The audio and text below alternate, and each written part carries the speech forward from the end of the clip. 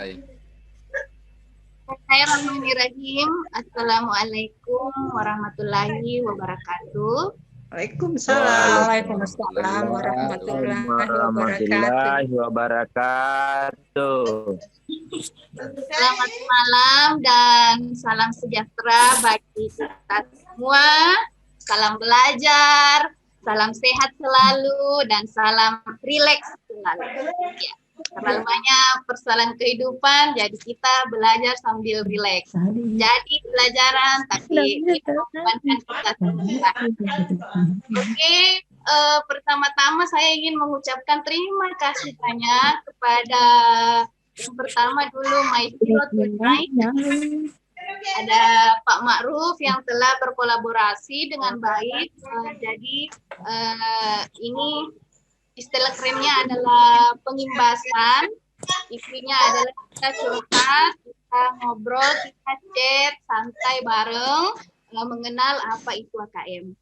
Kemudian pada Bapak-Bapak Ibu, teman-teman semua yang sudah meluangkan waktunya, saya tahu malam ini adalah malam keluarga, malam kita seharusnya bersama dengan mereka, bercanda gurau dengan mereka, tapi kita bercanda guraunya di sini dulu sambil ada juga manfaat kita kenal dengan baik.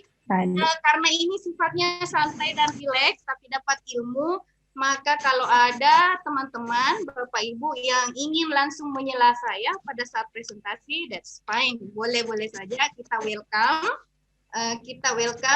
Dan itu sebenarnya sangat justru bisa lebih bagus lagi kalau kita interaktif. Jadi santai saja, relax saja. Begitu nanti di slide-nya, di PowerPoint-nya mungkin ada yang mau langsung ditanyakan, silahkan. Kita langsung sharing bersama. Yep. Oke, intinya di sini bahwa saya telah mengikuti BIMTEK AKM dan ternyata di modul saya itu saya diwajibkan untuk pengimbasan. Jadi malam ini jam 23.59 dan nanti atas bantuan Pak Ma'ruf lagi saya akan kirimkan recording kita ini ke bagian Pusmenjar penyelenggara dari kegiatan BIMTEK AKM ini. Jadi semoga nanti beberapa menit ke depan ini kita sudah bisa ada sedikit pemahaman tentang garis-garis besar apa itu AKM. Untuk lebih detailnya nanti mungkin kita bisa offline kan, kita bisa sharing-sharing bersama, membangun bersama sekolah kita, membangun siswa-siswi kita bersama. Oke. Bismillah, saya mau izin, mau share screen dulu Pak Ma'ruf. Silakan Bu. Teman-teman.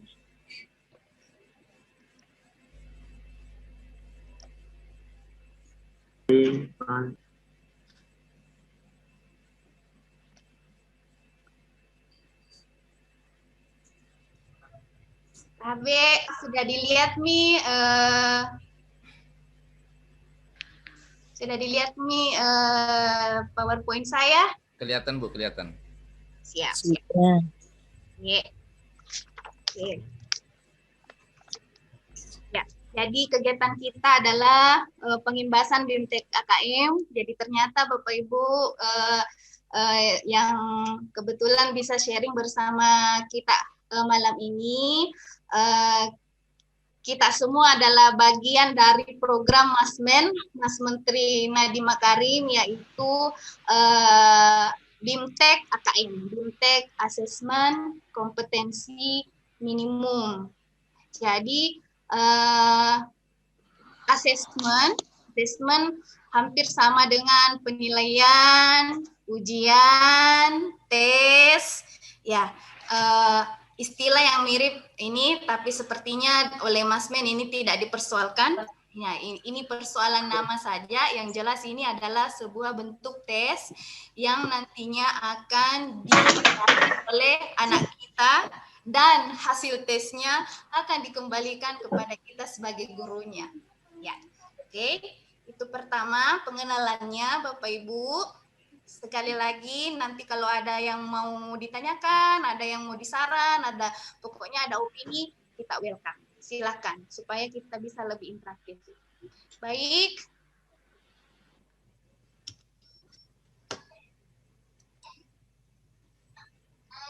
Saya mau masuk ke slide kedua. Saya slide show saja ya Pak Maruf ya. Ya, siap. Silakan, Bu.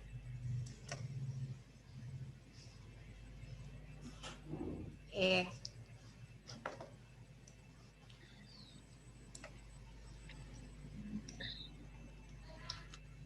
Yes. Jadi di tahun ini, tahun 2021, kita sudah tahu bersama bahwa sudah tidak ada ujian nasional atau UN, tetapi yang ada asesmen nasional. Makanya di kita guru-guru sudah berkembang konsep bahwa ada penggantinya UN, yaitu AN. Padahal sebenarnya itu adalah sebuah miskonsepsi bahwa asesmen nasional atau AN adalah pengganti UN atau ujian nasional yang sering kita sebut. Ya, semoga nanti di slide-slide berikutnya, di penjelasan-penjelasan berikutnya, kita dapat gambaran bahwa, oh, bukan memang ini penggantinya, lain tonge tawa. Kalau ujian nasional seperti ini dulu, kalau asesmen nasional ternyata seperti ini. Ya, oke. Pada intinya itu asesmen nasional itu ada tiga. Yang pertama adalah AKM yang sekarang kita BIMTEK-kan. Ya, jadi AKM atau asesmen kompetensi minimum. Ya, jadi ini ada 3 asesmen kompetensi minimum, ada survei karakter, survei lingkungan belajar. Jadi saya ulang, nanti di asesmen nasional itu ada 3 macam tesnya anak-anak TAK dan kita juga dan kepala sekolah juga. Ya, jadi nanti asesmen nasional diikuti anak-anak TAK, kita juga ikut, sama kepala sekolah TAK juga ikut. Ya. Ada nanti tesnya namanya AKM, ini yang kita BIMTEK-kan, imbaskan, yaitu asesmen kompetensi minimum. Nanti pada penjelasan selanjutnya atau slide selanjutnya kita bahas. Kemudian ada survei karakter, dan kemudian ada survei lingkungan belajar. Ketiga-tiganya ini terangkum dalam sebuah nama yang disebut dengan asesmen nasional, yang nanti pada ujung-ujungnya akan membantu siswa untuk mendapatkan keterampilan 4C skill, 4C, keterampilan 4C, yaitu kecakapan abad 21.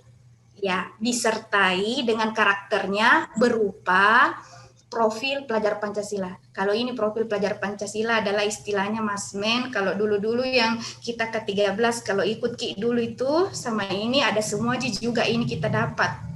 Ya, mungkin nanti bisa kita secara offline atau bagaimana kita bisa sharing lebih dalam lagi.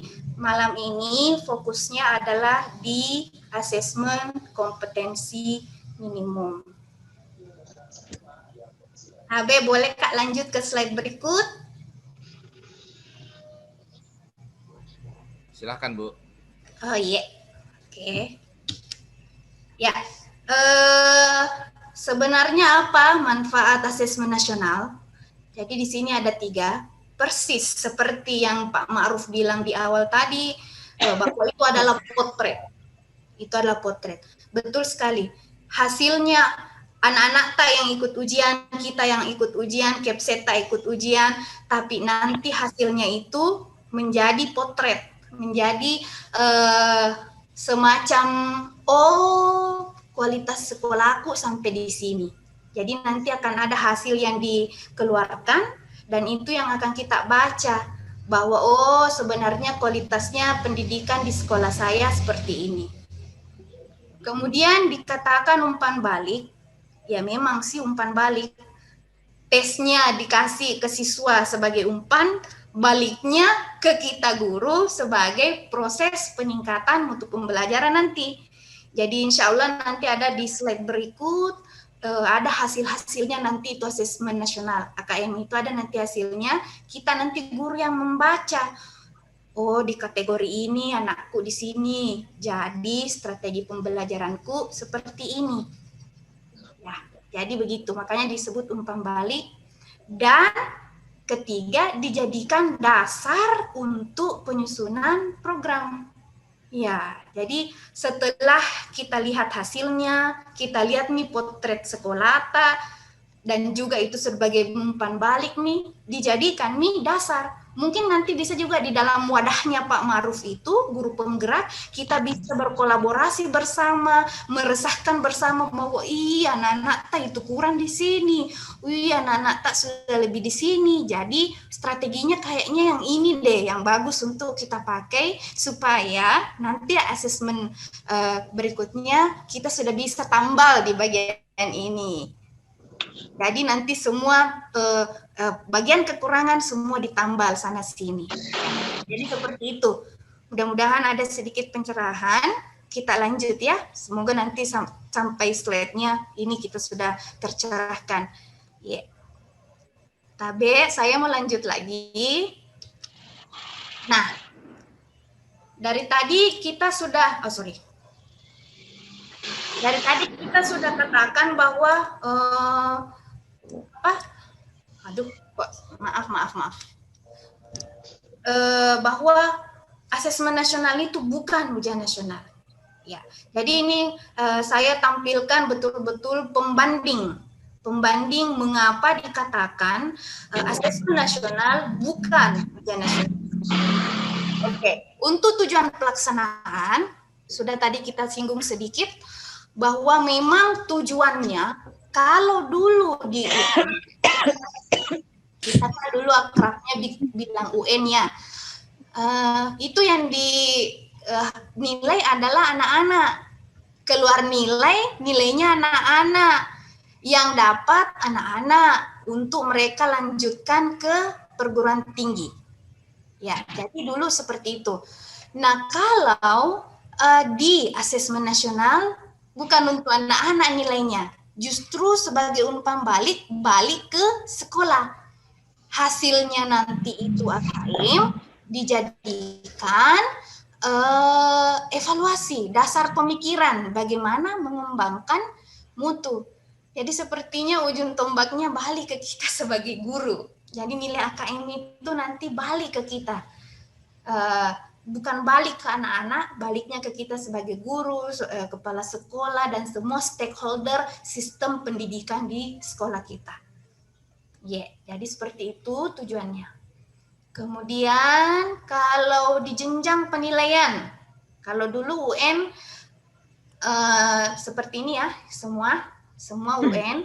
Nah, kalau di asesmen nasional itu ditambah dengan program kesetaraan. Bersama Angki, di asesmen itu anak-anak yang, ya apalagi yang pakai C kayaknya pakai apa, yang paket-paket itu bersamaan semua. Kalau dulu kan tidak. Iya, paket A, paket B, paket C. Iya, betul. Nah, sekarang di level siswa. Kalau dulu di ujian nasional, yang selalu ikut ujian nasional adalah kelas 6 SD, kelas 3 SMP, kelas 3 SMA.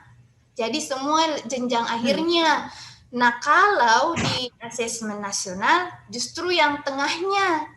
Nanti ada penjelasannya kenapa Masmen mau dia kalau kelas 5 di SD kelas 5 bukan kelas 6. Kalau SMP kelas 8 bukan kelas 9 atau kelas 3. Dan kita kelas 3 atas. Nah, apakah semua siswa ikut? Kalau dulu kan kalau di UN itu semua ikut. Pokoknya dapat kelas 6 ikut kelas 3 SMP ikut kelas 3 SMA SMK ikut Nah, kalau di asesmen nasional itu ada random sampling. Info terakhir, setiap sekolah itu nanti dipilih secara acak itu 40 orang. Nanti kemungkinan besar akan muncul di Dapodik. Jadi siapa-siapa yang akan terpilih itu 40 orang anata untuk ikut asesmen nasional ini. Yang jelas satu hal yang jelas untuk SMA, SMK itu di kelas 11. Kemudian model soalnya. Terakhir tahun lalu pilihan ganda dengan isian ya. Kalau isian kayaknya baru beberapa tahun terakhir, mungkin baru 2 tahun atau 3 tahun ada. Dulu-dulunya kan pilihan ganda semua ya. Kecuali di kayak bahasa Inggris kayak saya ada listeningnya, yang lain-lain itu pilihan ganda semua. Nah kalau di asesmen nasional itu lebih bervariasi lagi ininya, bentuk soalnya. Ada pilihan ganda, ada pilihan ganda kompleks. Insya Allah nanti saya juga sharing bentuk-bentuk soalnya, butir-butir soalnya.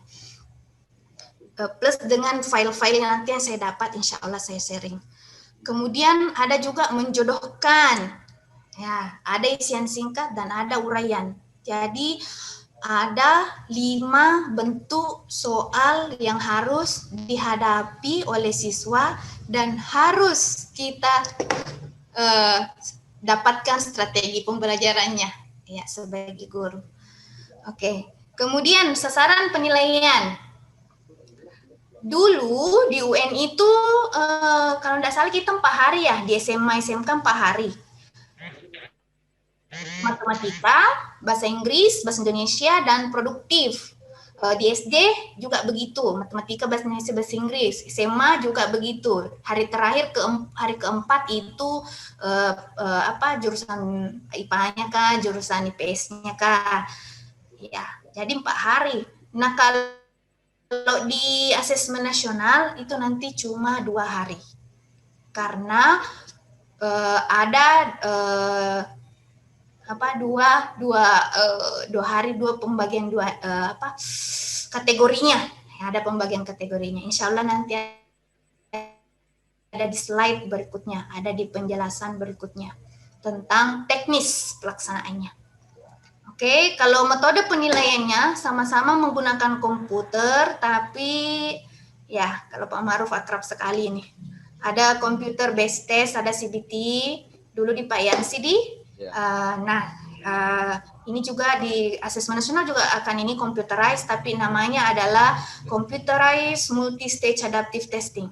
Jadi sejarahnya ini Mas Men ada keresahan melihat nilai PISA. PISA adalah nilai tes internasional, jadi kita sekarang berkiblatnya di PISA, yaitu tes internasional. Ya. Kalau PISA itu memakai computerized ini, MSAT ini. Jadi itu yang diadopsi. Jadi kita sebenarnya, selamat datang Bapak Instruktur, sudah ada Bapak Instruktur juga. Jadi kalau ada saya kesalahan atau ada kekurangan, ada ini mohon dibantu ya Pak. Oke. Izin sebelum saya lanjut, ada yang mau disela sebelum saya lanjut? Oke, lanjut dulu mungkin Bu Edi. Oh iya, oke siap. Ya, oke. Sampailah kita di TKP kita. TKP-nya adalah ini, asesmen kompetensi minimal AKM, yang terdiri dari 2 macam tes, makanya 2 hari, yaitu asesmen literasi membaca dan asesmen numerasi. Ya, jadi nanti tidak ada mapel-mapel yang diujikan, tetapi kedua kompetensi ini, membaca dan numerasi. Kita tidak akan fokus di survei karakter dan kita tidak akan fokus di survei lingkungan belajar, meskipun itu nanti akan menjadi juga tes pada saat asesmen nasional. Ya. Ini mungkin nanti ada BIMTEK-nya tersendiri, tapi satu hal yang pasti bahwa survei karakter itu nanti tujuannya ke menciptakan profil pemuda Pancasila yang dimaui itu Mas Men. Kemudian survei lingkungan belajar ini untuk mengetahui sarana prasarana. Ya, di sini nanti kita juga kemungkinan akan masuk. Bagaimana gurunya, bagaimana kepala sekolahnya, bagaimana labnya, bagaimana pokoknya hal-hal yang mendukung dalam proses pembelajaran. Baik, kita fokus di TKP kita yaitu asesmen literasi membaca. Ya. Kalau dilihat sepertinya yang akan diujikan hanya